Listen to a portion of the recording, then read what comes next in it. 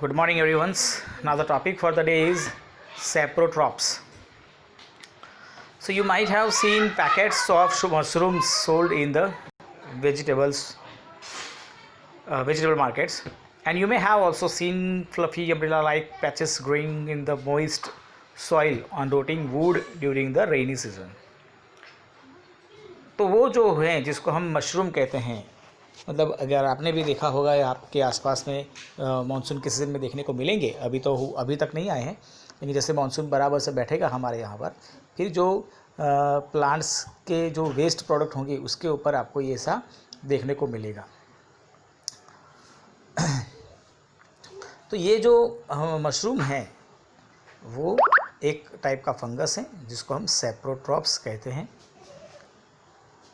क्योंकि वो डेड और डिकेइंग मटेरियल के ऊपर डिपेंडिंग होते हैं। So the nutriment which is obtain from the dead decaying materials known as saprotrophic mode of nutrition. For that we have given here one activity. It's a simple activity. What you have to do is you have to take a piece of bread and make little bit of moisture, like spraying some water on it, and then put it in the room, anywhere in the room. And after a few days, मतलब 1 day or 2 days के बाद, you will observe some patches on it, greenish, whitish, some black dots, ऐसे आपको patches देखने को मिलेंगे, and exactly वो fungi हैं. So these organisms are called fungi, and they have a different mode of nutrition. तो ये fungi हैं and they have a different mode of nutrition. They absorb nutrients from the bread. तो वो bread के अंदर से nutrients को absorb करते हैं और उसी में से अपनी लाइफ साइकिल कंप्लीट करते हैं. मतलब वो डेड डिकेइंग मटेरियल के ऊपर डिपेंडिंग होते हैं. That's why this mode of the nutrition is known as saprotrophic nutrition.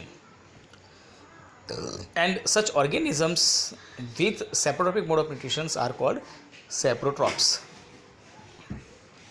The fungi also grow on pickles, leathers, clothes and other articles that are left in hot and humid weather for a long time. The monsoon season is the best for them. Monsoon season is the best for them because in monsoon the atmosphere is humid as well as hot.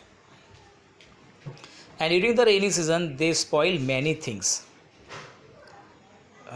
You can take some ask to your parents about these fungi. And the fungal spores are generally present in the air, and when they land on wet and warm things they get germinated and grow. मतलब ऐसा नहीं है कि अब monsoon के season में ही आसपास की चीज़ें को ऊपर ये जो फंगस वो डेवलप होता है. वहाँ पर उनको हॉट ह्यूमिड एटमॉस्फेयर मिलता है, मतलब उनको जो फेवरेबल कंडीशन चाहिए वो मिल जाती हैं. लेकिन वो मानसून की सीज़न में होंगे ऐसा नहीं है, वो हमारे आसपास चारों ओर होते ही हैं. जब उनको फेवरेबल कंडीशन मिल जाएगी वहाँ पर वो अपने आप को ग्रो करेंगे.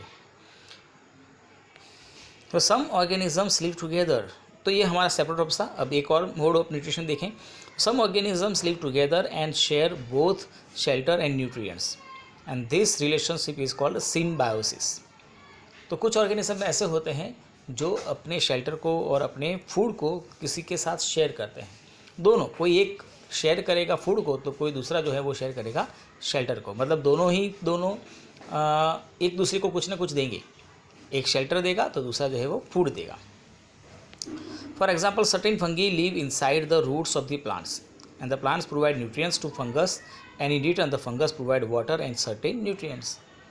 तो यहाँ पर देखो, कुछ फंगस जो होती हैं रूट प्लांट के अंदर होती है, प्लांट के रूट में होती है, और वहाँ से जो फंगस होती हैं वो प्लांट को कुछ न्यूट्रिएंट्स वाटर को लाने में हेल्प करती हैं, जबकि सामने प्लांट जो होगा वो फंगस को न्यूट्रिएंट्स प्रोवाइड करता है.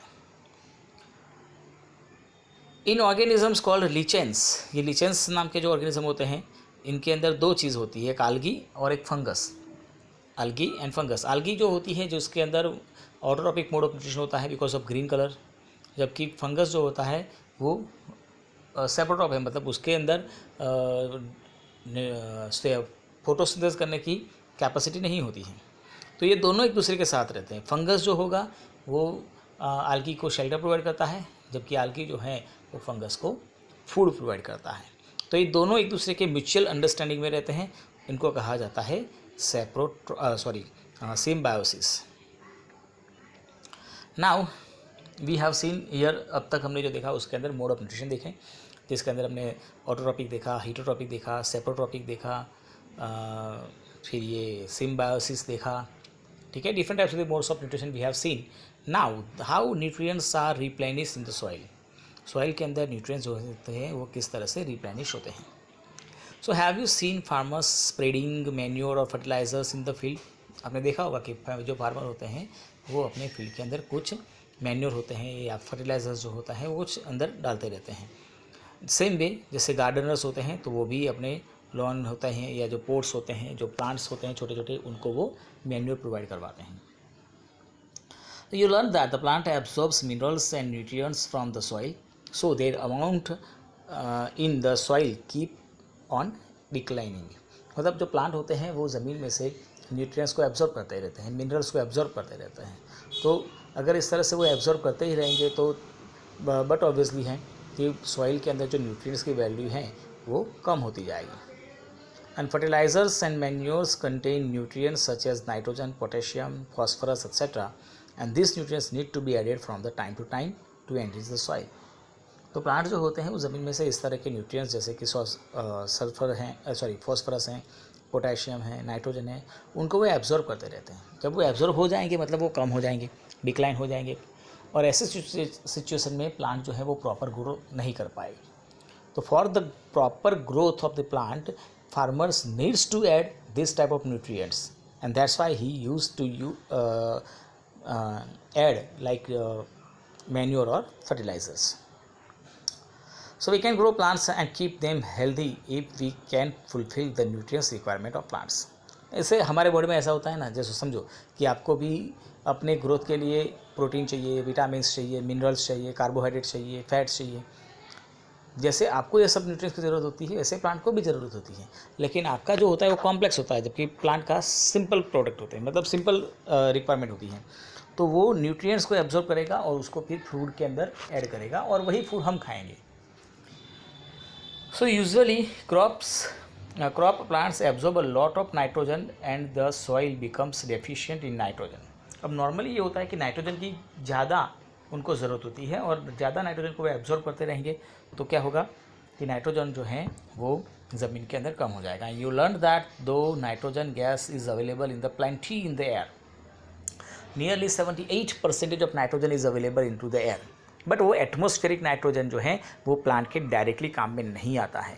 मतलब plant can not absorb the nitrogen from the atmosphere directly. Plant can not use in the manner they can use carbon dioxide. तो जैसे कार्बन डाइऑक्साइड को डायरेक्टली एटमोसफियर में एब्जॉर्ब कर सकते हैं प्लांट्स, उस तरह से प्लांट नाइट्रोजन को एब्जॉर्ब नहीं कर सकते हैं। So here we have some bacterias in the root nodules of the legumes known as rhizobium. So the bacterium called rhizobium can take atmospheric nitrogen and convert it into the usable form, but rhizobium cannot make its own food. तो एक one type of symbiosis हुआ ये कि rhizobium जो है वो अपना food खुद नहीं प्रिपेयर कर सकते हैं, लेकिन वो एटमॉस्फेयर में से नाइट्रोजन को एब्जॉर्ब कर सकते हैं। तो क्या करेंगे, ये राइजोबियम्स जो होते हैं वो प्रेजेंट होते हैं जो भी हमारे पास पल्सिस हैं या तो लेग्यूमेंस, मतलब कठिन जिसको बोलते हैं कठोर, उनके अंदर ये उनकी जो रूट्स होती हैं उनके अंदर ये प्रेजेंट्स होते हैं राइजोबियम। तो वहाँ पर उनको शेल्टर मिल जाता है और वहाँ से वो अपना न्यूट्रिएंट्स भी ले लेंगे। बदले में वो एटमॉस्फेयर में से नाइट्रोजन को एब्जॉर्ब करके सॉइल के अंदर फिक्स करेंगे और वही सॉइल में जो नाइट्रोजन फिक्स हुआ है प्लांट उसको यूटिलाइज कर सकता है। तो जो भी पल्सिस हैं हमारे पास जैसे gram, peas, moong, beans and other legumes, ये सब के अंदर वो नाइट्रोजन ज़्यादा होता है and that's why they are rich in protein, क्योंकि नाइट्रोजन प्रोटीन के लिए बहुत आवश्यक होता है। अब ये सब लेग्यूमेंट्स जो हैं उनके अंदर नाइट्रोजन ज़्यादा होता है तो उसके लिए उनके अंदर प्रोटीन भी ज़्यादा होता है। In return the plants provide food and shelter to the rhizobium. Rhizobium को फिर प्लांट जो है वो क्या प्रोवाइड करेगा, shelter as well as food also. They thus have a relationship which is known as symbiotic and this association is of great significance for the farmers। क्योंकि ये farmers के लिए बहुत हेल्पफुल होता है। फार्मर क्या करेगा, हर सीज़न में वीट नहीं लेगा, एक सीज़न में वो ग्रेन्स लेता है तो दूसरे सीज़न में वो फिर इस तरह से लेग्यूम्स लगा देगा। लेग्यूम्स लगाएंगे तो उसकी सॉइल के अंदर नाइट्रोजन जो है वो इंक्रीज़ हो जाता है। So they can reduce the use of nitrogenous fertilizers where leguminous plants are grown, and most of the pulses are obtained from the leguminous plant.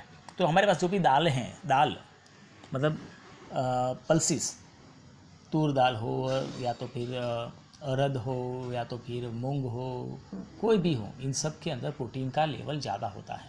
इसका सीधा रीज़न यही है।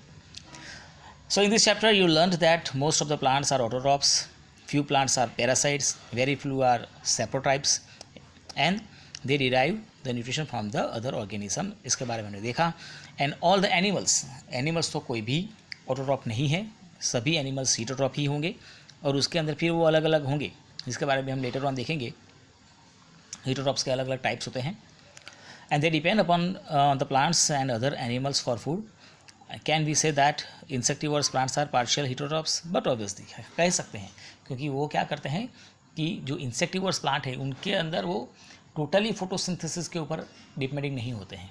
फोटोसिंथेसिस कर सकते हैं लेकिन उनमें फिर भी थोड़ा सा कमी रह जाती है और वो कमी जो है वो इंसेक्ट खाकर कर लेते हैं कंप्लीट। तो इस तरह से वो इंसेक्टिवर्स होते हैं। तो ये कहना गलत नहीं होगा कि the plants which are insectivores are partial heterotrophs। तो यहाँ पर हमारा चैप्टर ख़त्म होता है।